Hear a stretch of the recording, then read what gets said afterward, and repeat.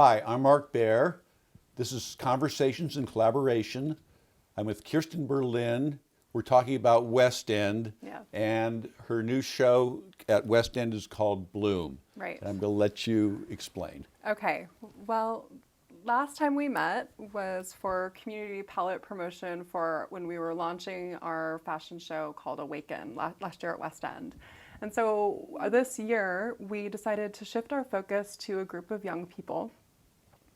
Part of the reason for that was when we were working with adults, what I found is that tying into the conversation around manifestation is that adults already had big blocks around what they could and couldn't do. And usually where they were in their artistic profession had a lot to do with their mindset and their ability to visualize themselves as successful and as creative artists.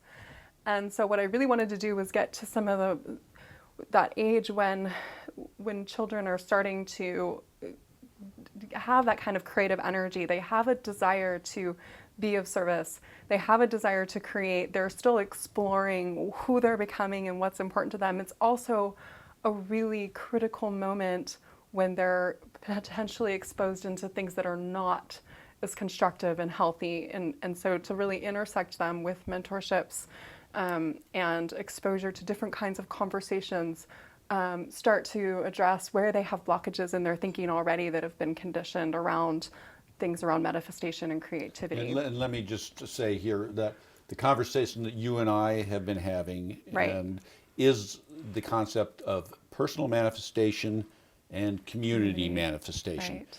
And how do we do this as individuals? How do we fulfill our own desires, dreams, and especially in the creative aspect? And how do we take this into the community? And this is what you're taking to children. And Bloom is a very apropos title. So let's talk about the genesis of this and what it's become and where it's going at this point. For the end of the last school year, we put out a call for basically for youth. We had it pretty open, but what we ended up with was several applicants, young ladies from 13 to 15. All around the Monterey Peninsula. We started with a camping trip. What we wanted to do, there's 4 teachers that are part of this group that are really leading the curriculum, and they're amazing teachers. They're masters in education from Stanford, a teacher at the science teacher at River School, a woman over at the aquarium who has been working with the makerspaces and helping develop curriculum there. We've also been having a lot of conversations with the Carmel Unified and getting a lot of feedback from professionals that have been in the field working with kids for a long time. And so what we came up with was this outdoor education experience where we put these kids together. They don't know each other in an outdoor environment. We kind of get rid of some layers of ego and culture and conditioning, and we start to have a conversation with them and expose them to different activities that start to facilitate, okay, what is it? What are the visions that you have? What are the conversations that are coming up? Where also are we seeing some of these blocks, these things kind of come up in this stage, and then changing that conversation and giving them tools, meditation, breathing, hikes in nature, community support, mentors, and then just supporting them in creating basically a summer curriculum that they get to experience together as they choose. We started with the camping, and then we developed a curriculum. So every week we meet, and it's been everything from cooking and gardening to horseback riding and acrobatics and dance. I took all the girls to the Tassajara Zen Mountain Center, which was pretty amazing to see 5 girls that don't know each other going through the woods, going to the baths. It was very interesting. It's been a very sweet process. And every time that we meet, they have a series of questions that they ask about where they're at, what it took to get them there, the resources that it took. And so we have these kind of reflective questions, and they have a journal that they made in their first camp out, and they reflect on some things that we're doing. And then closing it out in the summer is the West End celebration. And the idea was they get 1,000 square feet to create whatever they want to create in this space. And the concept that they came up with is called Bloom, We're working with the Forest Theater, we're working with Earthbound Farms and an interior design company called Wonderwall to create this very whimsical, playful space. And their concept was, we want to create a place where people feel good, where they're creative, where they're supported, where it's playful and whimsical. We have a little tea house in there and different activities for kids and adults. They said, we thought, okay, just kids. And then they said, no, we want adults to play. And I think what's been really beautiful in this process over the summer unfolding is that the teachers and the children, there's actually been a one-to-one ratio every time that we've met with the students and the teachers, between the mentors and the teachers coming in and doing sort of specialty activities. And so we've all gotten to play together. We've all gotten to, like, I've gotten to try some things that I've never tried before. I've sat down and actually done some artwork that, you know, to be honest, as an adult, it's, you know, even though I have a creative profession, I don't get to play like that and just be and have these conversations. And so that's been a really fun thing that we've all kind of reflected on, like, oh, this is kind of great for everybody, you know, and that's important. And so that is, I think it's the 24th, 25th, right? Saturday, Yes. Sunday. Yes. I always get the dates wrong. So 24th, 25th, and it's just during the day. It'll be open, and we'll have, the girls will be participating in some workshops and in teaching some workshops with an adult, and then also we're inviting other community members, such as yourself, to host some workshops in there as well. So what I know, and again, with manifestation and particularly if you're going into anything in the creative life or the imaginative life, which is where a lot of people will be, you know, those skills, whether in technology or entrepreneurship Right. or in the arts. Right. You know, imagination is a survival tool, but what is important in imagination is that you can think it and do it. Right. Imagining isn't enough in the world anymore. Yes. It's a first step, and it's an important first step. Yes. And it's again, that's the starter skill. Right. Is imagining, but then you have to know from imagining to doing. To doing. And the younger you learn that, and Well, the sooner you have success with it, the sooner it builds your confidence up. yes, it's just that you know that you can, you know, Right. if you can imagine it, I want to do this, and you can think over a longer period of time, because usually most effort requires time and effort, and you're Yes. and I want to bring up something, because I think that we're natural creators, and I think back to my kind of childhood of, like, I was very much in a probably more than most people. I was in my head a lot. I was imagining things.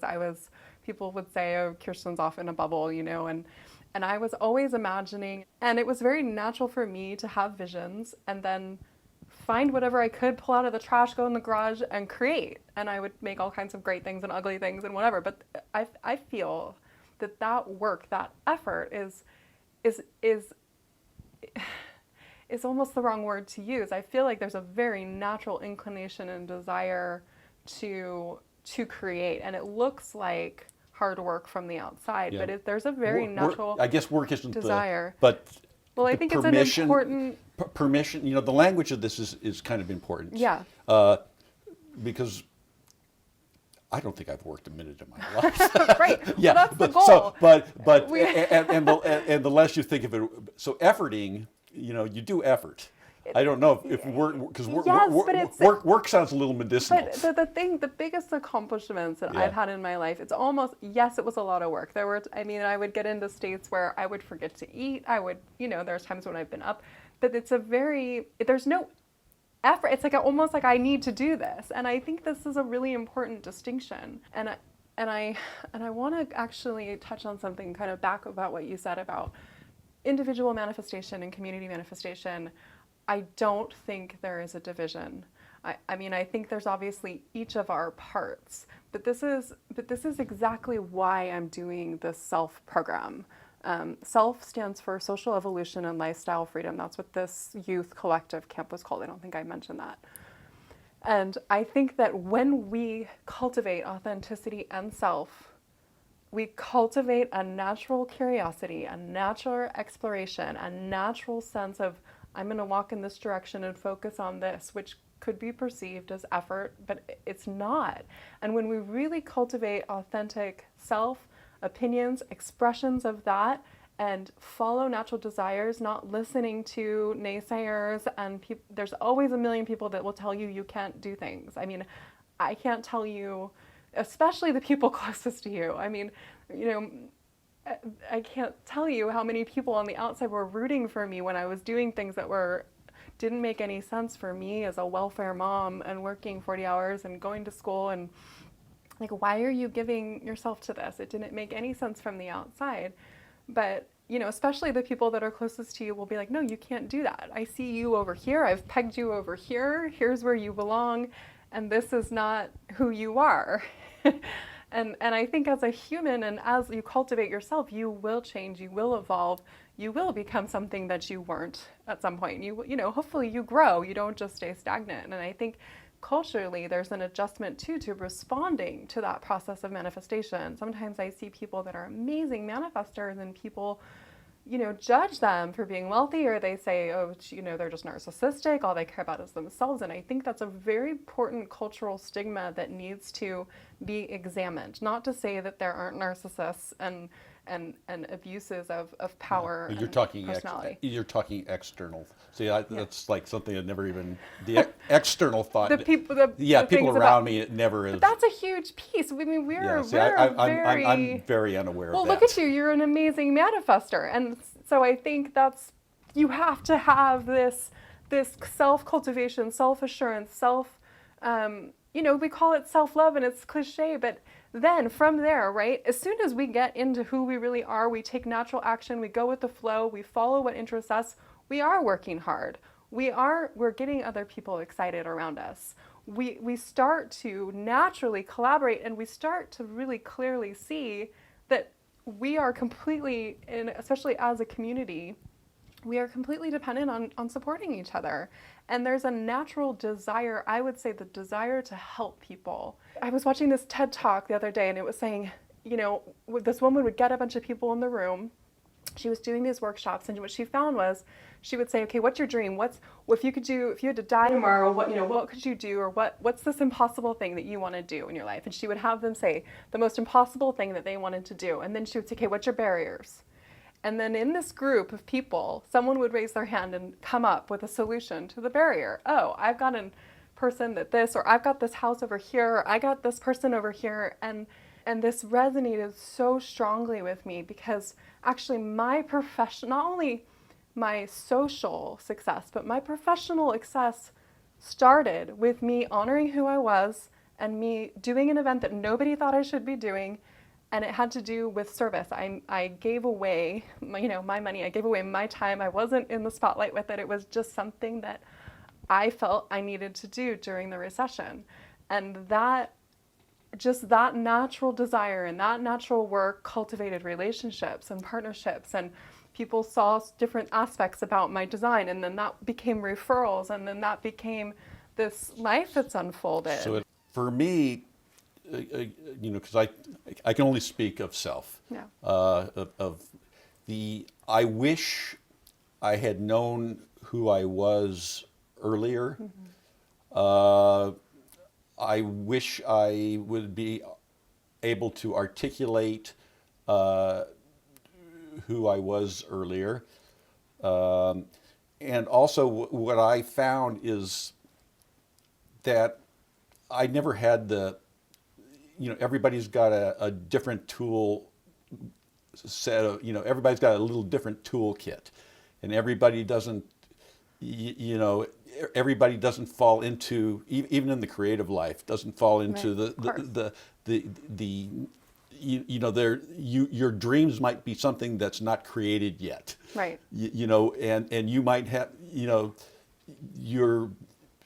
what you want to do is, it's somewhere over in this world over here, but I don't see anything like it. Right. And the sooner that you can start saying, gee, I do want to do this, and how do I do this? And I think for somebody going into the arts in particular, I would never tell anybody to into the arts unless they had to. Unless it's your calling, unless you would rather do, unless you would rather do nothing else, because it's a very, it's a very tough life if this isn't your calling. Everybody needs to connect to their creativity. Right, right. But the sooner in life that you say, geez, I'd like to do this, and you do it. And okay, and then this leads to the next thing. Right. And this leads to the, Yeah. and what you're doing, especially in the life of the arts, is most of the things you're doing are relatively impractical. You're not looking to, everybody understands something. Jesus, if I invent this thing, I'll make $1 million. People understand that if you, in the arts, you might invent this thing, but and you may be the only one that sees it, but it'll get you to the next level, And the sooner you have the confidence to say, gee, I can do that, or gee, I want to do that, and not let any demons, not let any sense of whatever stand in your way, and you accomplish. And whether anybody likes it or not, or anybody cares, or you get anything back, but that you know that you can think it and do it.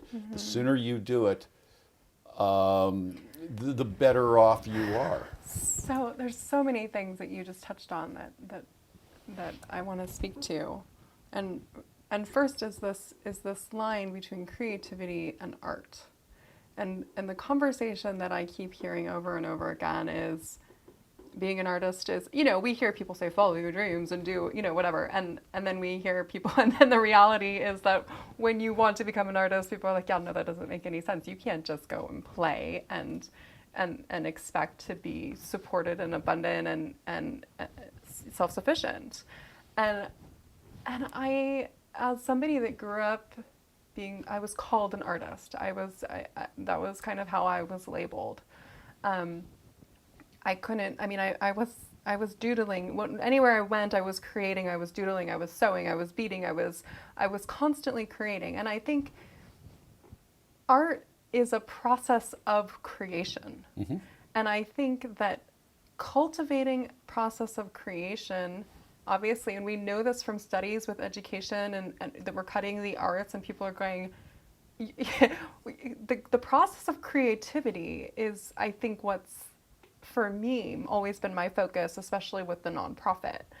And like you were saying, and I just want to touch back on the first thing you said, is I wish I would have learned this earlier, because you know who you are, and then this happens, and then this happens. And to your credit, our culture has changed a little bit since you were young and the new young people that are coming in.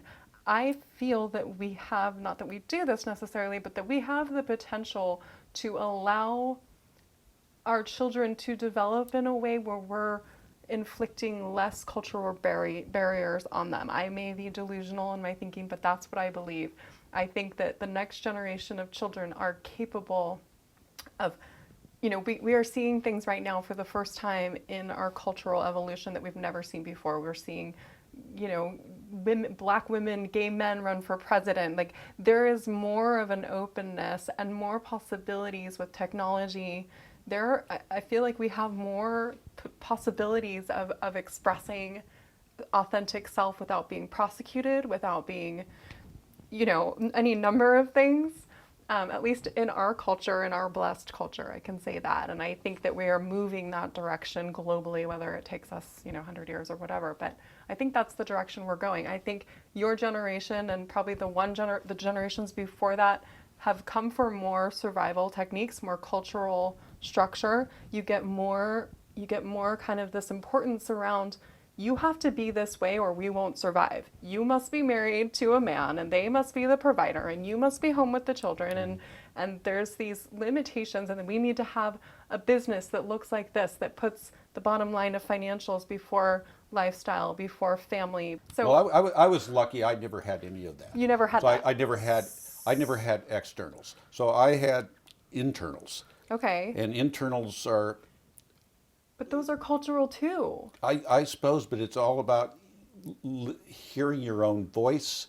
What do you want to say? But What does it take to get there? But what is it that's ever stopped you from having your voice, is what I'm saying? Because I think, especially as a man, well, you've obviously been a successful manifester. You're not, living on the streets as an artist, but you still have your goals and different. Well, first of all, there isn't a there. Yeah, right. It's not like this is process. It's not like it's not a destination. Very, very important. Yeah. It's just, and sometimes you don't, you have this idea that you want to do this, and you might end up over there. That thing that you particularly want to do might not be the thing you're suited to.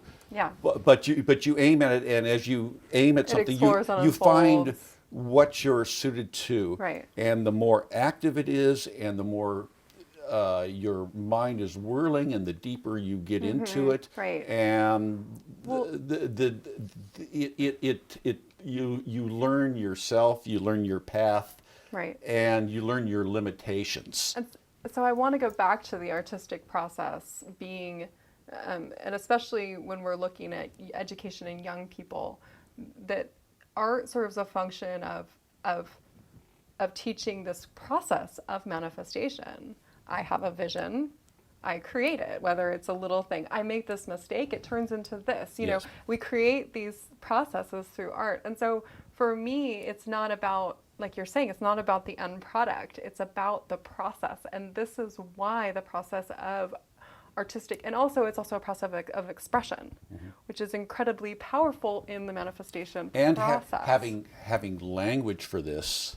Yes. And learning this language early. Yes. And learning that the most important thing personally for me is that I learned is that I didn't have to, in other words, there's skills that I didn't have.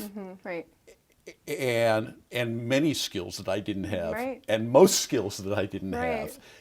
And that's not necessarily a limitation. Having something You work with what you've got. Yeah.